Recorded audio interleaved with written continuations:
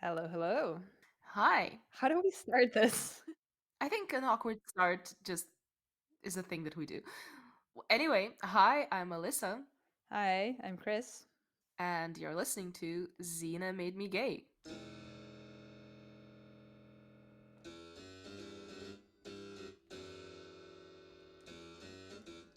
In the times of brick phones, Tamagotchis, and curtain bangs, the 90s kids cried out for a badass.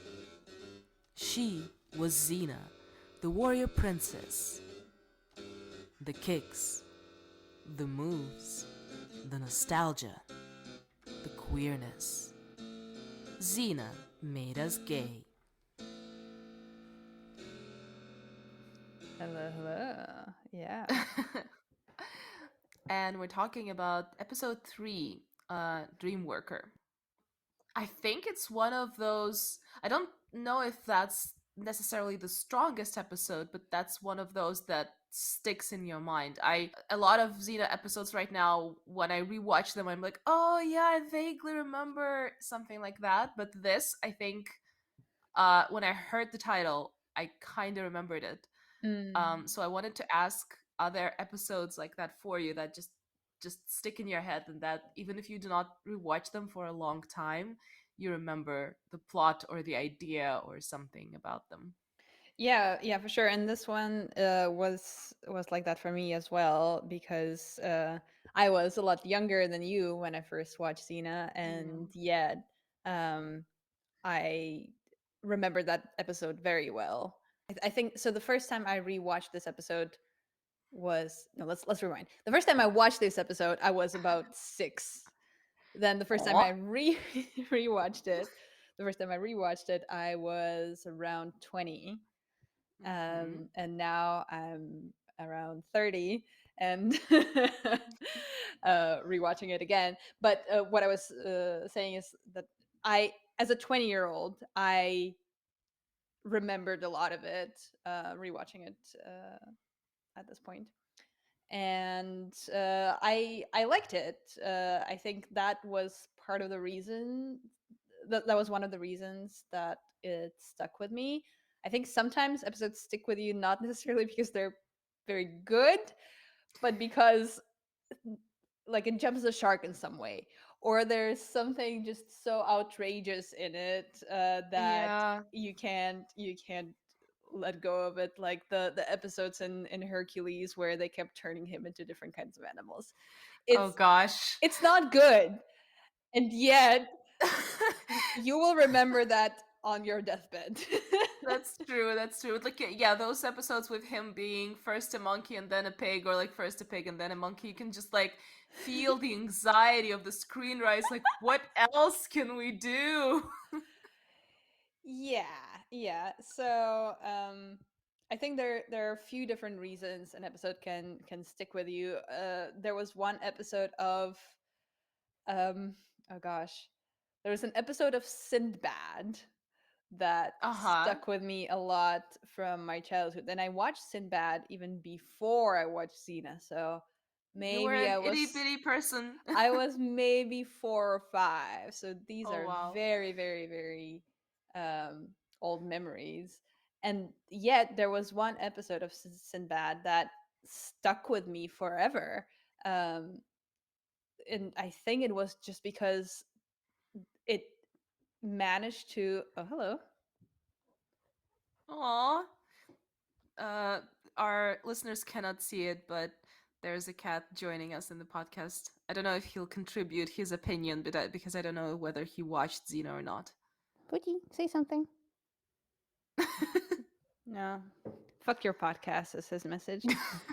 Okay. Um, anyway, so that episode of Sinbad, I think, stuck with me not because it was particularly good. In fact, from what I can tell as an adult, Sinbad was a, an absolute train wreck Oh.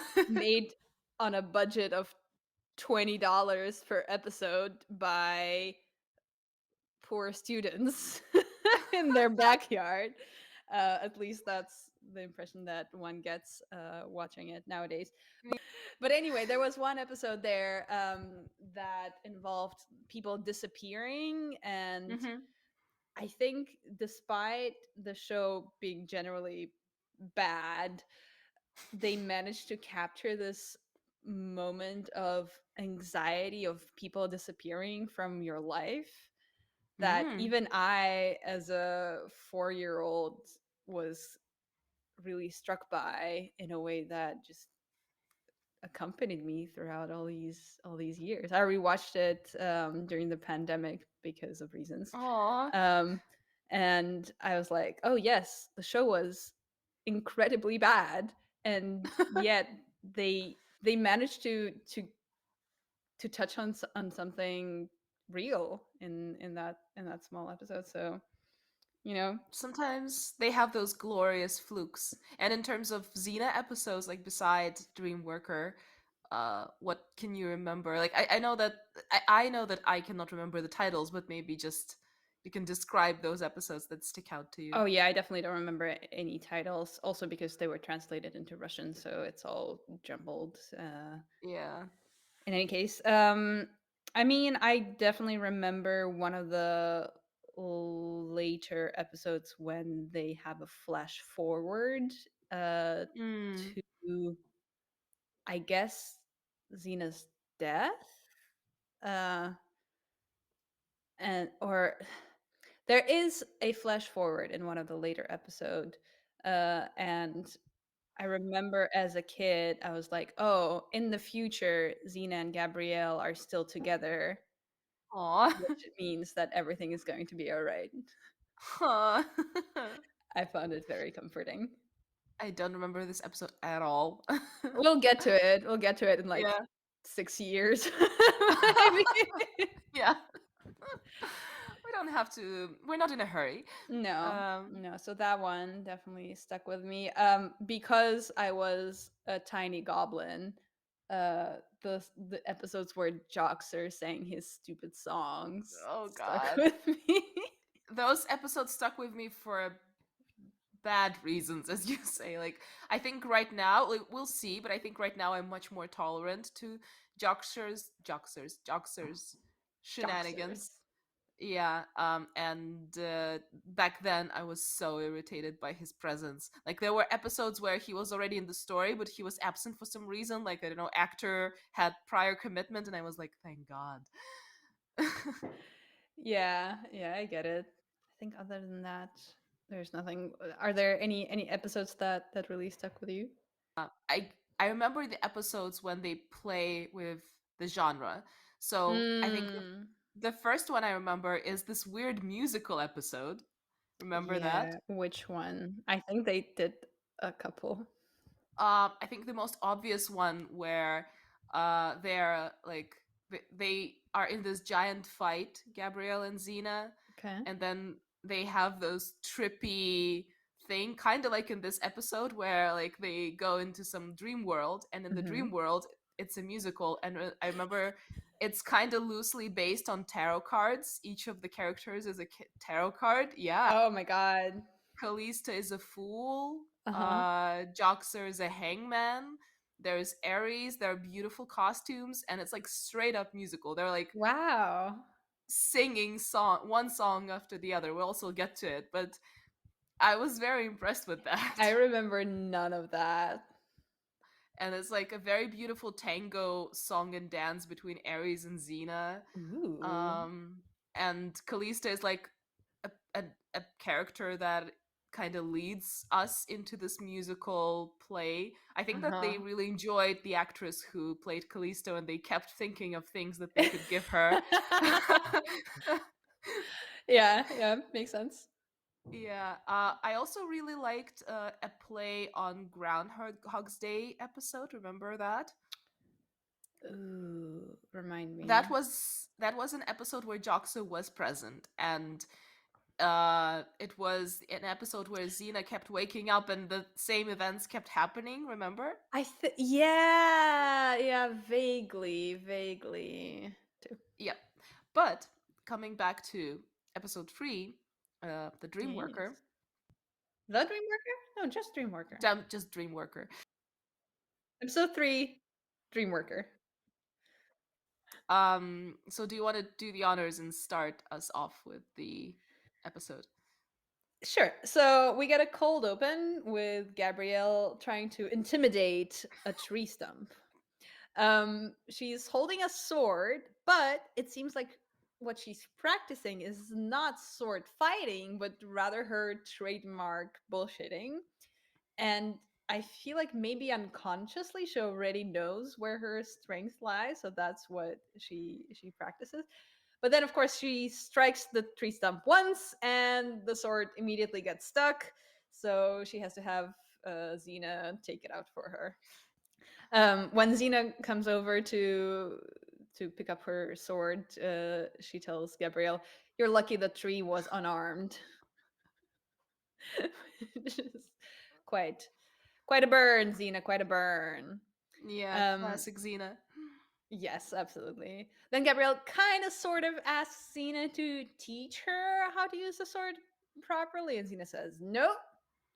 Xena says, "Don't confuse defending yourself with using a weapon," which Does not really make sense, but no, it does. Like I was about to say, like I feel like that's one of the um, quite a few moments already that we've had in these 3 episodes where the character actually does have something interesting and smart to say, despite it generally not being, you know, a show for smart people. Definitely never marketed itself as such, and that's not how anyone remembers it. And yet, I feel like just in these 3 last episodes that we've seen, well, last in the sense of their lesson first first. episodes, Yeah. last and first, you get what I'm saying. Just in these 3 episodes, I've already had to write down a few quotes because I was like, yes, that's a good thought, and very succinctly and eloquently expressed. Yeah, maybe. Yeah, I have a few bones to pick with the morality of this episode in general, kind of line of like who can kill and for what reasons and when, and we'll get to that. I I am with you on that. I think what I appreciate about this particular quote is not that implication, because that's not what Dean is saying there. Yeah, She's saying that in order to defend yourself, you may or may not use a weapon, but also you can use a weapon and still do nothing in terms of defending yourself, which that's is true. why I think she doesn't want Gabrielle to bother with the sword business, because she knows that if Gabrielle takes a sword, it will be more of a liability as opposed to helping her, which is something that we're going to see very quickly after she says that. That's true. That's true. That's kind of like a Chekhov's gun that is going to fire very soon. Yes, but also to add to what you're saying, Xena also mentions that picking up a sword means having to be ready to kill, and Gabrielle doesn't understand what that means really. So Xena says no to Gabrielle in terms of learning how to use a sword. So Gabrielle tries a different angle. She's like, "Oh, but I don't want to kill. I just want to survive." And again, Xena, not faced by that, she has an answer ready for that, and she says she basically gives Gabrielle the rules for survival. She's like, "Oh, you want to survive? Here's how you survive. Option A, you run. um, Option 2, you surrender and then you run. Or you can also trick your opponents into fighting each other while you run." And then there's the final option, which Gabrielle's like, "Oh my god, does it involve running?"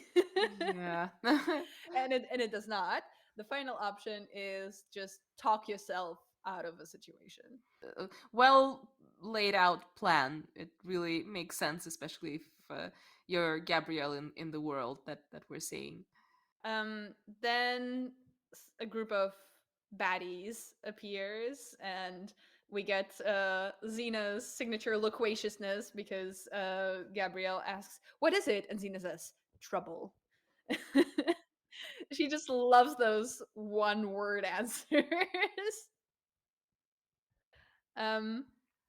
Anyway, so the band of baddies, baddie approaches, and politely threatens Xena and asks her to give them her horse, her gold, her weapons, and it's a fairly large group. Um, then they threaten her and they say a surrender would be a good start. To which Xena answers, "I agree. Gabrielle, take their weapons." And it's just That's a nice one. it's so good. Like I honestly, in today's media, I do kind of miss this 90s style of writing. I've been rewatching some 90s films. I watched Total Recall Aw. years ago for the first time. And it's stupid, but it works. It absolutely works. And I genuinely think that my own sense of humor comes at least partially from these one liners that got like mixed into the breast milk that I Aw. ingested as a baby. No, It's for just sure. I can see good. that from you. So the fight happens, during which, as we discussed previously, Gabrielle briefly picks up the sword, but she actually looks more helpless with it than she was without. And so she very quickly drops it, and then Xena finishes the job for her. Yeah, I want to ask you a question. During that scene, there is like Gabrielle picks up the sword, and we kind of sort of see Gabrielle's uh lips move, and we hear the signature Xena battle cry, Yes, I also noticed right?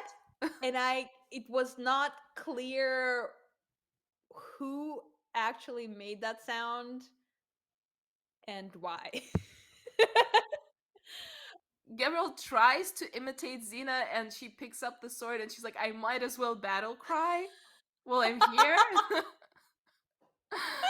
Or just Xena saw that Gabrielle picked up the sword, and Gabrielle just like flaps her mouth because she's intimidated, and Xena battle cries when she comes to the rescue. I don't know.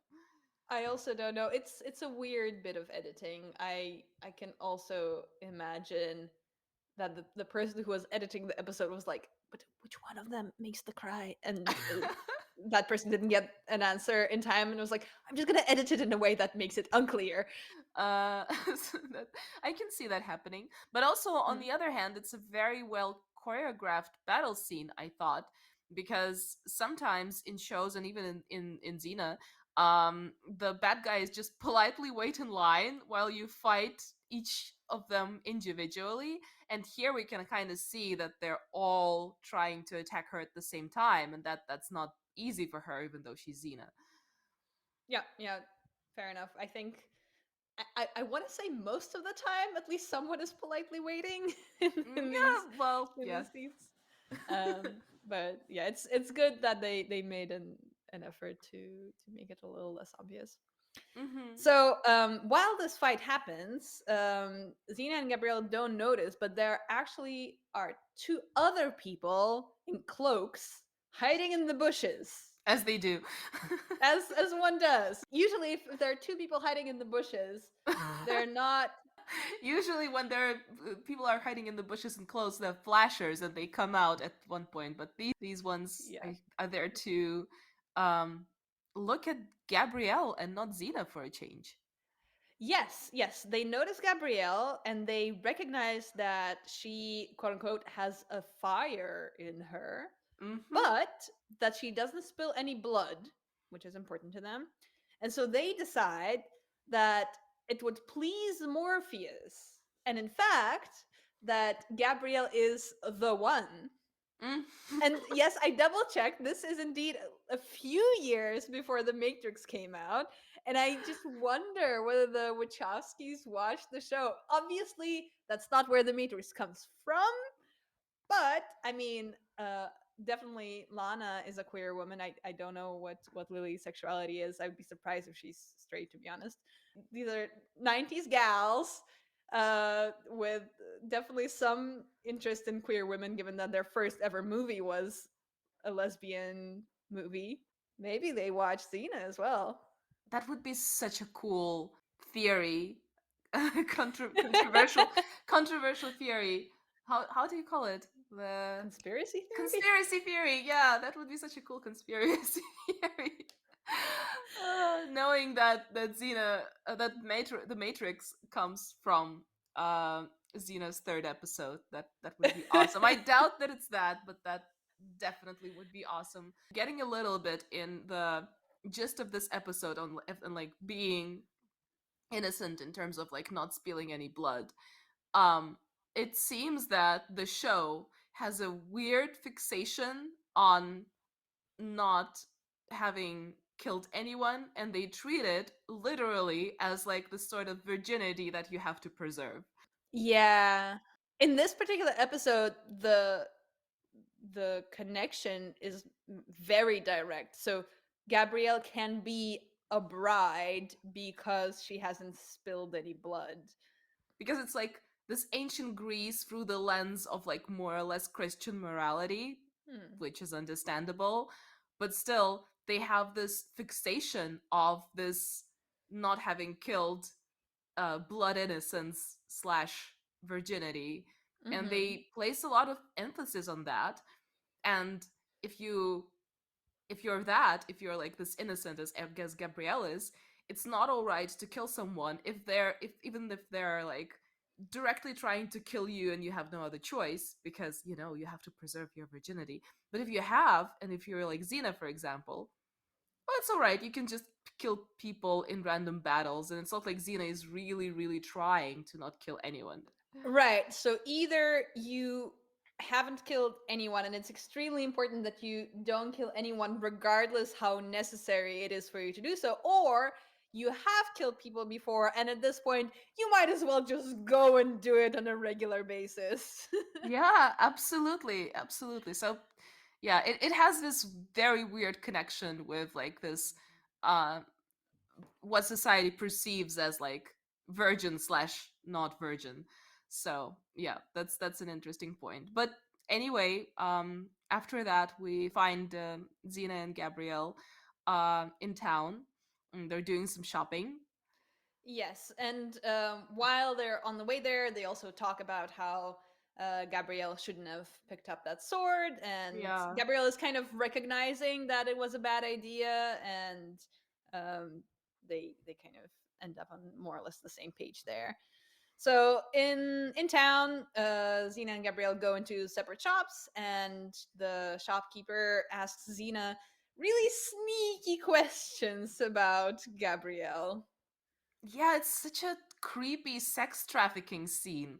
Really, like, oh, your friend? Oh, is she innocent? Like, she didn't kill that guy, did she? Because Xena asked like where she can report the killed um ruffian, which they have just left in the woods, I assume. Mm. Uh, and he's like, oh, but like your friend didn't kill him, did she? And he has this twinkle in his eyes, which is like incredibly creepy. Yeah, yeah, absolutely.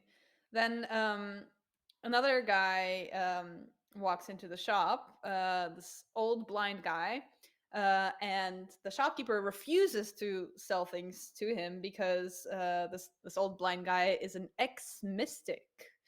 And once Um, you're a mystic, you're always a mystic yeah, I in guess this that's the world. implication. And Xena immediately decides that she's not going to buy her regular thing from the shop, and instead asks for exactly the thing that this blind guy wanted to buy, and just gives it to him afterwards. Yeah, yeah. It's a nice touch that we see that Xena and Gabrielle do not have endless resources. So I think it's already like a second scene where they have to ration what they have, and they have to like pick and choose what they buy in shops. That's a nice touch. That's like gives a reality to the series. Yeah, absolutely. And then we see what happens in the other shop, and that's a weapons shop, which is where Gabrielle comes in. And the shopkeeper there is surprised to see Gabrielle because she's supposed to be by the river unless she fears Morpheus. Yeah, yeah. I assume that's where they gathered all the blood virgins because they know what's going to happen next. Yeah. And then naturally, the guy assumes that because she's there and not hiding, she's quote unquote experienced. Another parallel with the sex. I know. Yeah, absolutely. Um, then the shopkeeper knows that Gabrielle doesn't look like a fighter. And that's probably her strength, actually, as she's like a hidden seed in an eagle's dung. Nice. Poetry.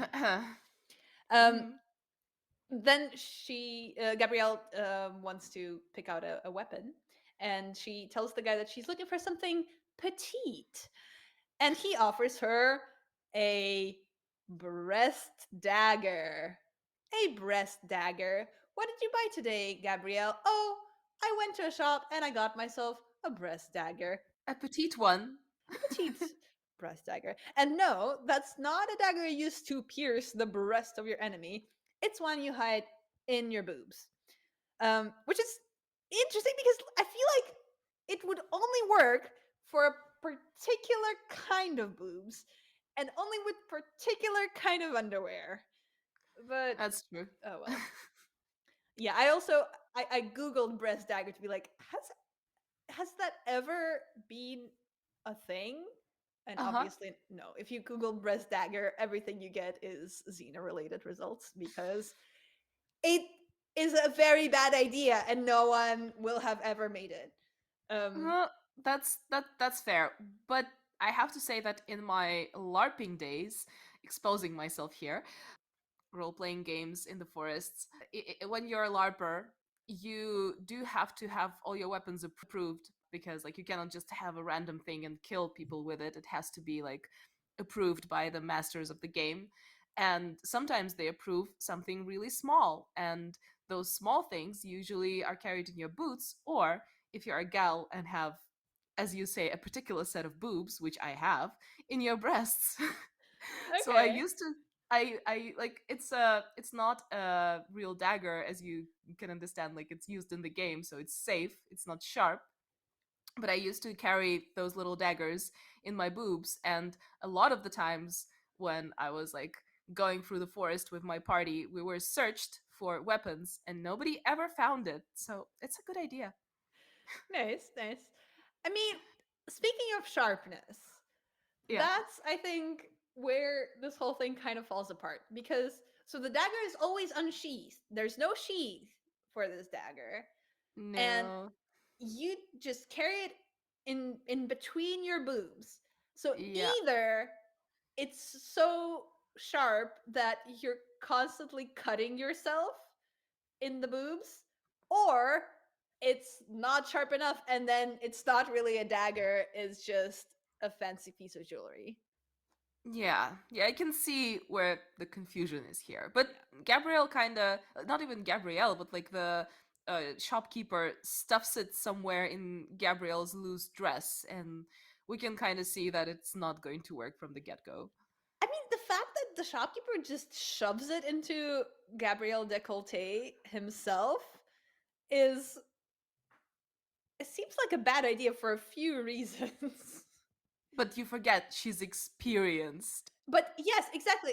So can you imagine you in front of you there's an experienced lady warrior, and what you decide to do is without asking, touch her boobies. How long do you think you're going to stay alive after that? If you're Yeah. if you're reasoning that she's this warrior, don't touch ladies' boobs without Yeah, asking, yeah. girl. With Xena, it wouldn't go over well. Yeah, So, yeah, he would yeah. die. He would be dead.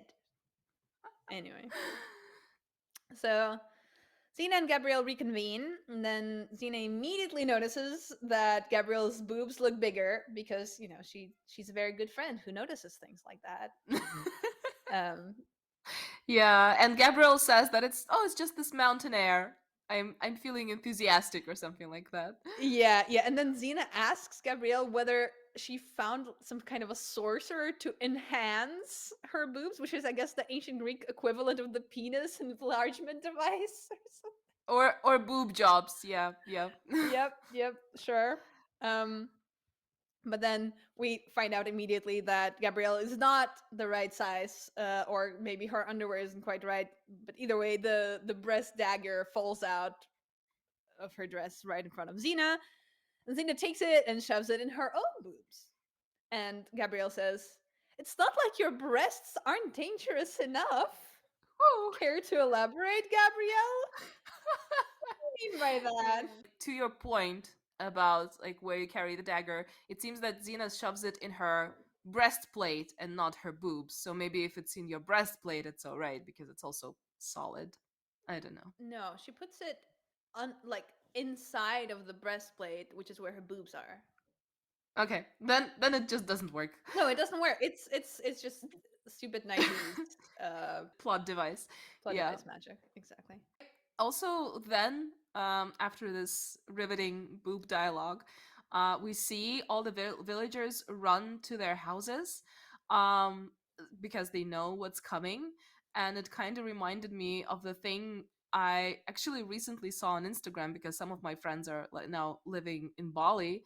That in Bali they have those free days where everybody should stay at home and you're not allowed to turn on the light. You should sit with candlelight. Shops aren't working, restaurants aren't working, airports aren't working.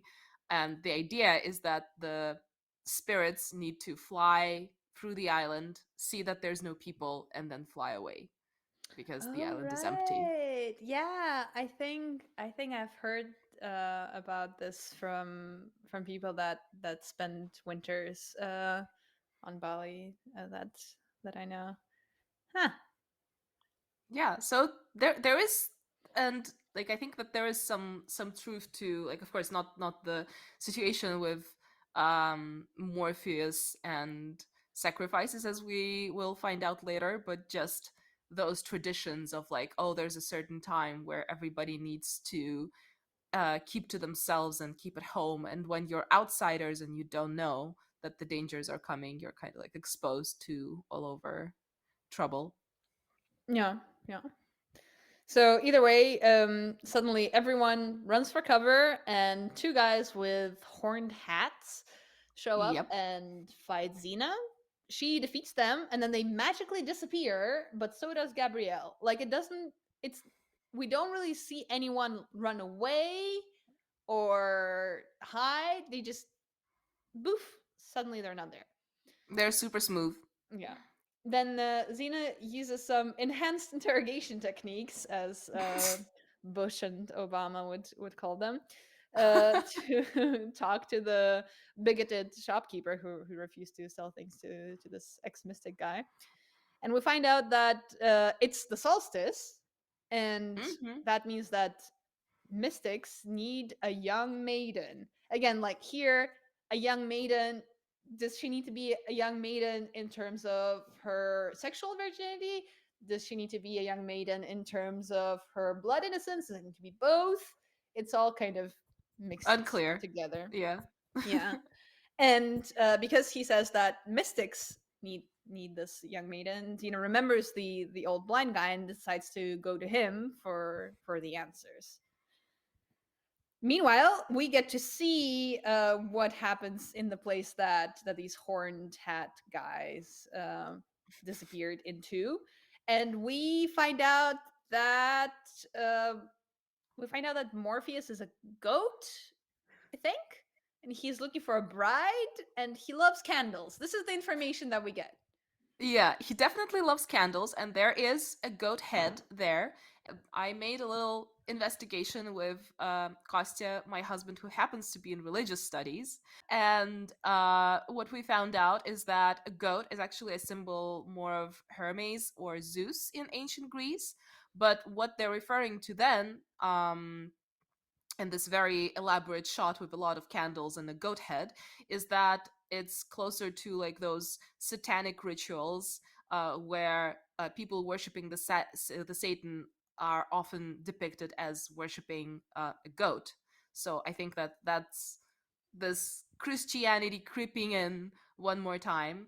And in fact, what I found out from Costa, that no, there were no human sacrifices done to Morpheus, and ancient Greece was not a place where human sacrifices were particularly popular.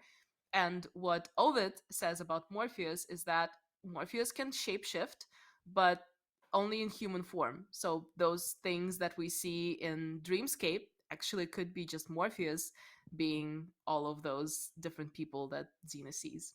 Okay, very interesting. Um, then we see Gabrielle being dragged in, and she's trying to reason with her captors. When she finds out that she's supposed to be Morpheus's bride, she tells them that she's just not the wifely type. Mm-hmm. Hmm. I wonder what that means. Then we find out that Gabrielle can only become the bride of Morpheus if she can survive several challenges, which are all fights to the death. What the fuck does that have to do with dreams? Unclear. Like I mean, I understand that the dreams are there to have this cool sequence with Xena and her past, but other than that, the fact that they've chosen Morpheus as the god that is like responsible for all of it, or like whose followers are responsible for all of this, it's unclear why it was done. Sometimes in Xena, things just happen for no particular reason. Just go with it. Yeah. Yeah, yeah. Xena, meanwhile, finds the old ex mystic guy, and he tells her actually that Gabrielle will be tricked into losing her blood innocent and then sacrificed. So she was going to be sacrificed anyway. Like, either You're she loses her blood innocence and is sacrificed then, or she becomes the bride of Morpheus and is It's sacrificed still sacrifice. to be the bride of Morpheus. Sure, cool, cool, cool. Catch 22 of ancient Greece. You cannot survive this. Yeah. Then the guy tells Xena that she wouldn't be able to find the place where they're keeping Gabrielle in time because it's somewhere super hidden, complex place, unless Xena is the one. Yeah, And Xena's like, "Yeah, again. I'm the one. Let's go. Let's get moving. I'm ready." And I also like that, like, the guy is blind, right? But he's like groping Xena's shoulders, just shoulders, but still. And he's like, maybe you're the one. And I don't know, like, was he feeling her muscles and then came to that conclusion? I don't know. I kind of thought so too. Yeah, he was like, I don't know whether you're the one. Oh, let me check it out. Yeah. Yeah. Um. So then the ex mystic gives Xena some ayahuasca and wishes her luck. That is Uh, so true. That is so ayahuasca. What they're doing there. Absolutely. yep.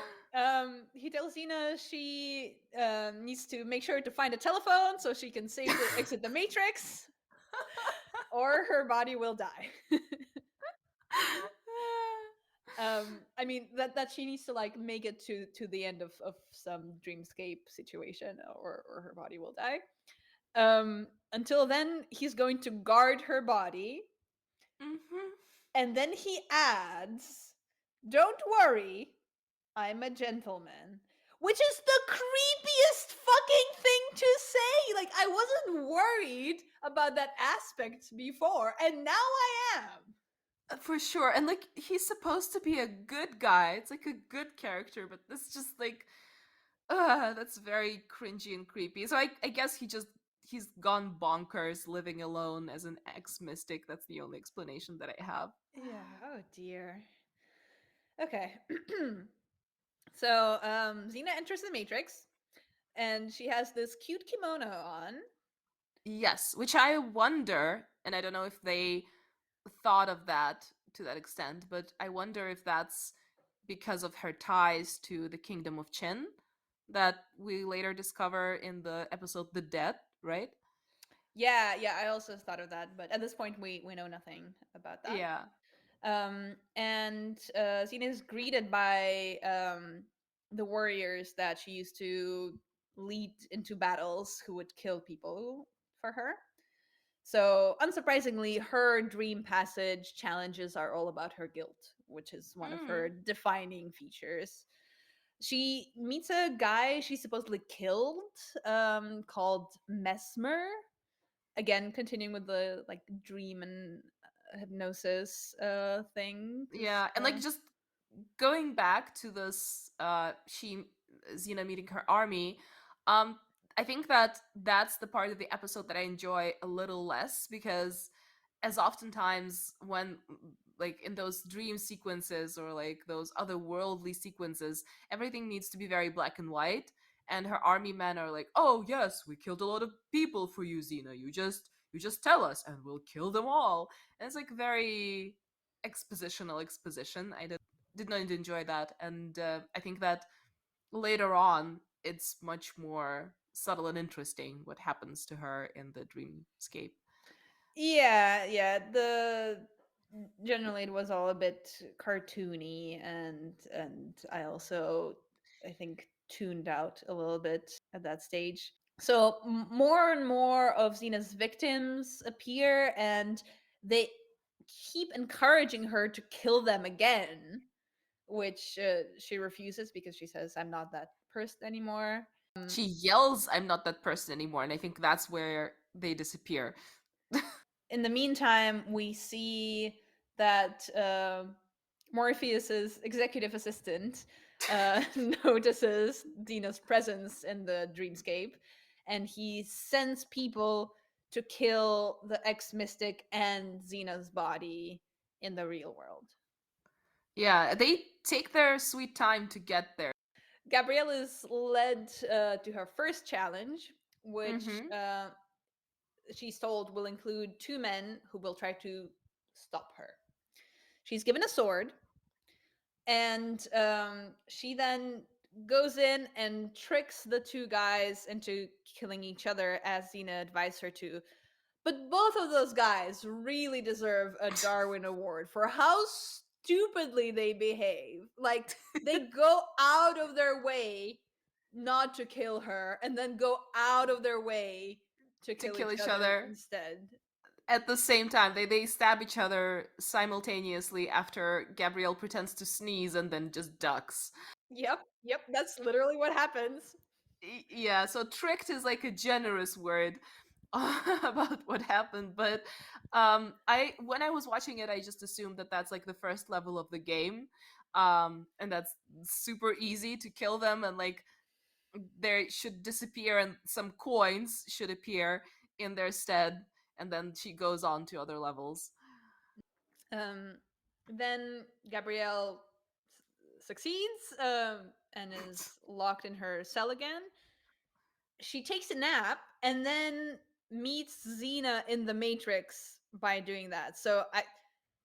Xena is tripping on ayahuasca, and Gabrielle is just taking a nap, and for some reason they kind of meet in the same place. But sure, Be- because that's the world of dreams, I guess. that's sure. that's the thing. Or maybe um the mystic dude just mixed in some things into Xena's ayahuasca drink that now she's able to travel through dreams and meet Gabrielle. But I really loved when they meet in this dream world. Gabrielle is tearing up flower petals and saying, oh, sacrifice me not, sacrifice me not. Yeah, yeah, it was very cute. Yeah, but also then Xena is like, prove to me that you're Gabrielle, but don't tell me something that I know about you, because Morpheus can enter my mind and basically know all of those things. So tell me something that I don't know about you, which is a weird mind trick, but I guess it works. But what is interesting to me, what is fascinating to me, is that Gabby tells the story that she had 6 toes on her left foot when she was born.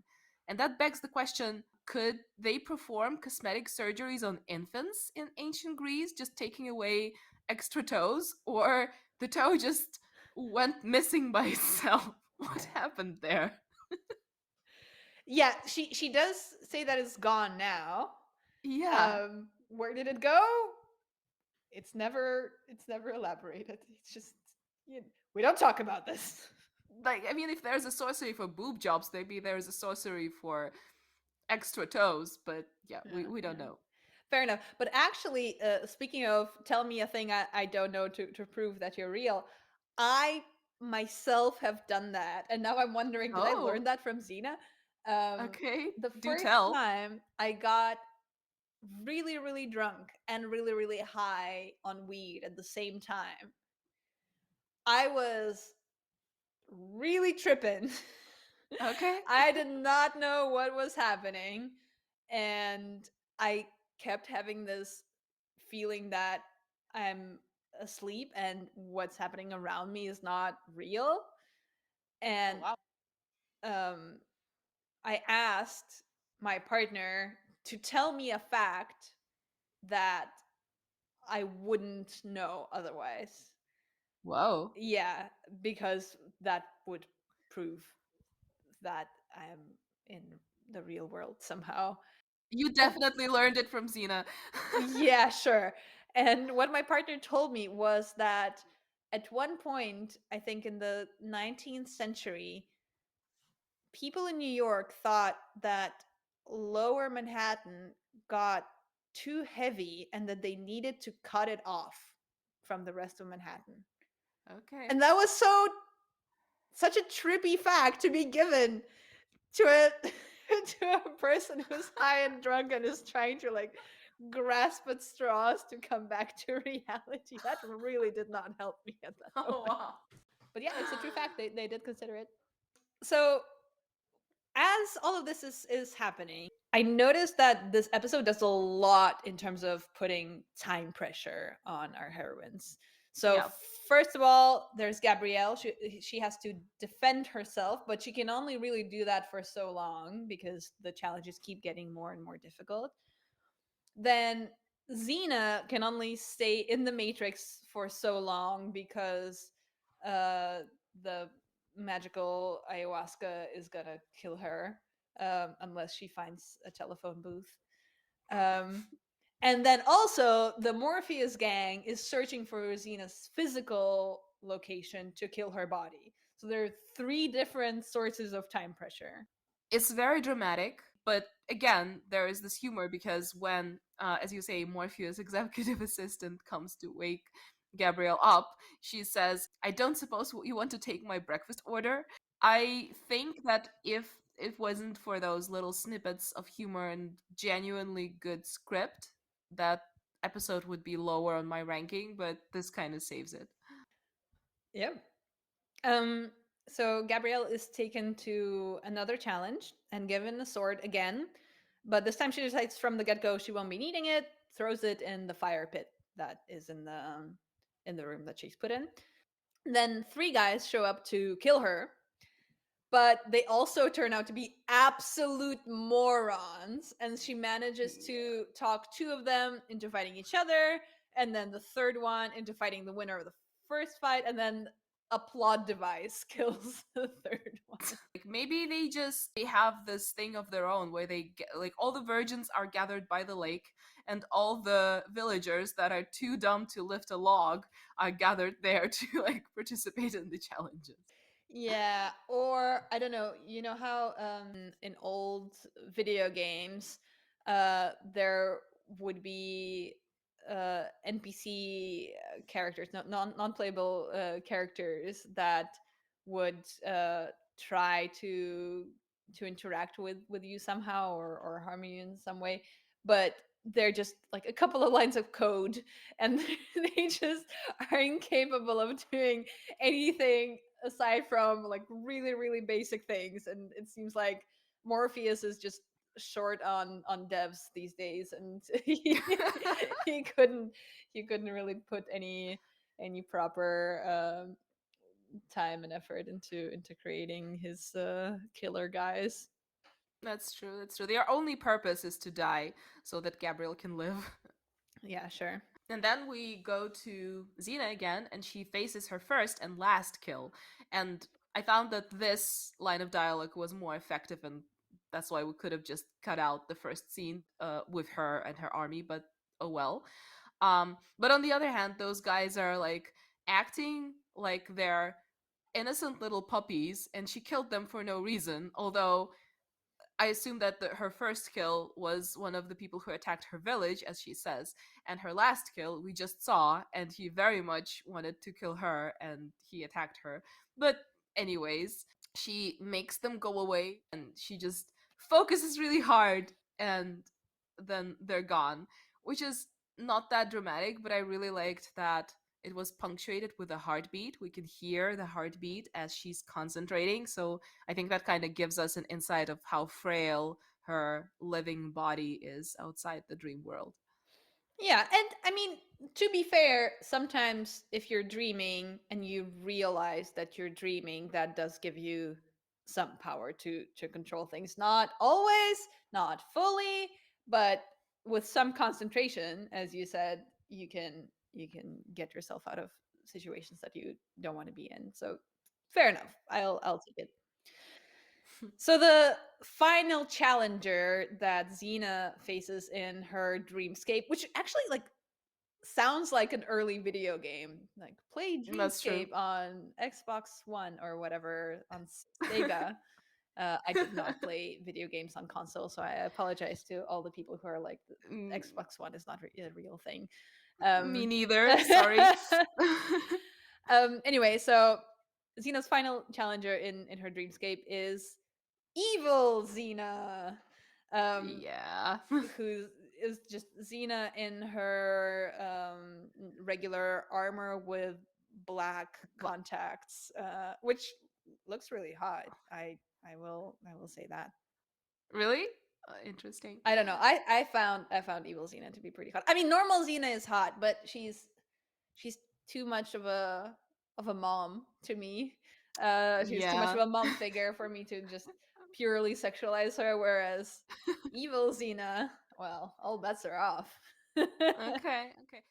So they fight, and there's some pretty cute camera trickery to conceal the body double, because obviously there's only one Lucy Lawless in each of the shots, and then they film it in a way that you can only see the back or maybe the side of the other Xena, so that they maintain the illusion that there are two of them, and it works pretty well. I think they did a good job. Yeah, or she's in the shadows. That's true. But like Right. the only thing that I could think about when I was watching the scene is Nega Scott From from Scott Pilgrim vs. the World. And I kept thinking that they could have bonded over garlic bread or something, but no, no. right. Yeah. So she kills the bad part of herself so that she can move on and be the good Xena that we know and love. Mm. So Gabrielle, meanwhile, also faces her final challenge. She's in a cage that is continuously getting smaller and kind of pressing her towards her opponent with spikes. And she's supposed to either die or kill her opponent, and thus also die, as we know, because of the blood innocence thing. But Xena defeats evil Xena in time, and then her body teleports to where Gabrielle is because of reasons. Because it's a computer game, because it Yeah, that's how it works. sure. Then Xena kills the baddies, including one of the baddies using her boob dagger. Um, and Do we ever see it again? Do I we ever see the book Boob Dagger I again? don't remember it, but who knows? Okay, we'll see. And also, Gabrielle gets to punch Morpheus's executive assistant, since that's allowed.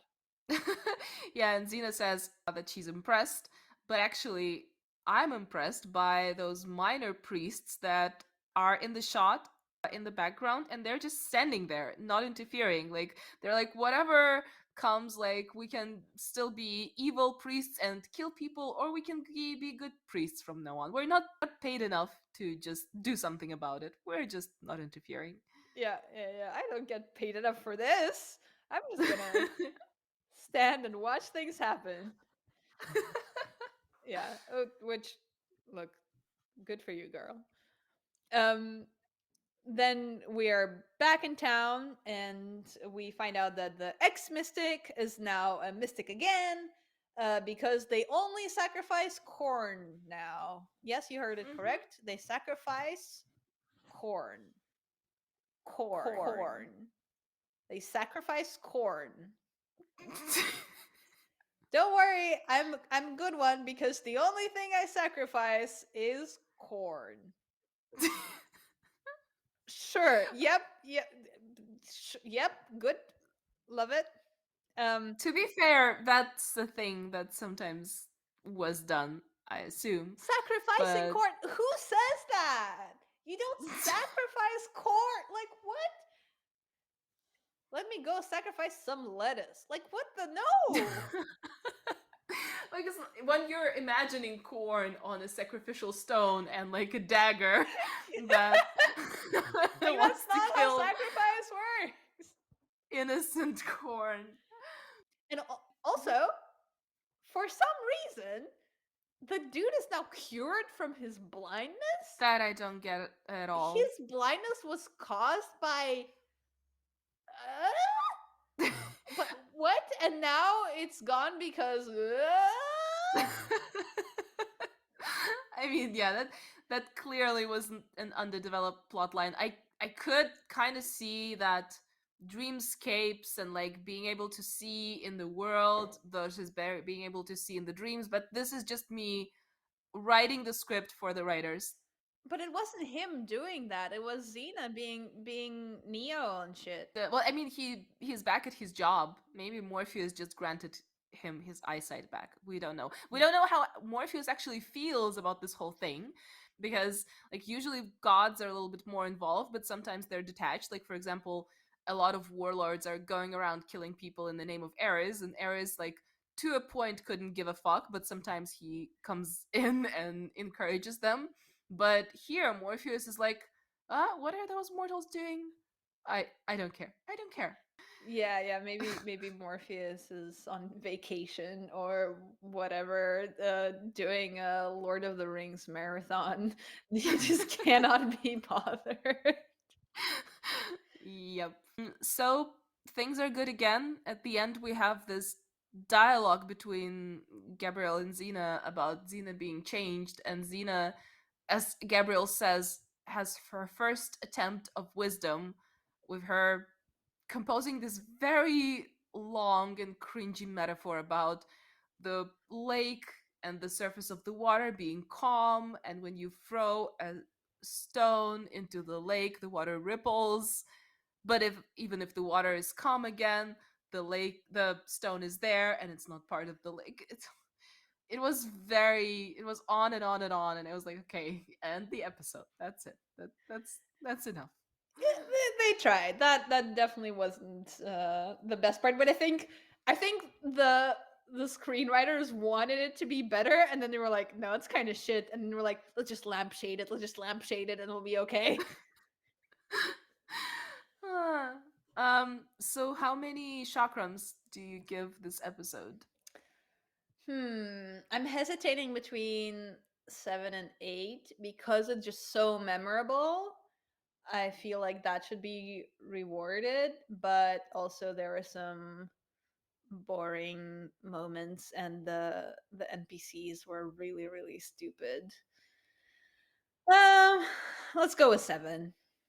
Mm-hmm. Yeah, I was when I was thinking of that, I was torn between 6 and 8 because some of the script details and, as you say, one-liners are really good, and in the middle it kind of fizzles out, and the dreamscape sequences, yeah, they're not good. So Hmm.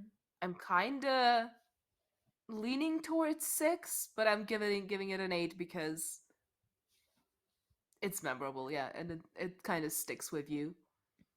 Cool. So far, I think we have like 2 7s and an 8, so we're going strong with season 1. Yeah, yeah. Which is not always the case. Like there are a few series that maybe we've already talked about it in the previous episode actually that don't have a strong first episode. I think we've talked about it. Yeah, maybe. Let's not talk about it again then. Okay, Yeah. and the rest of the episode we're gonna do in an ASMR style. I like that Hey, actually. let's leave it for Patreon. Yeah, yeah. Yes, that and foot pictures. Let's wrap it up then, and bye. We'll see you soon to discuss episode 4 of season 1 of Xena, Warrior Princess. Bye.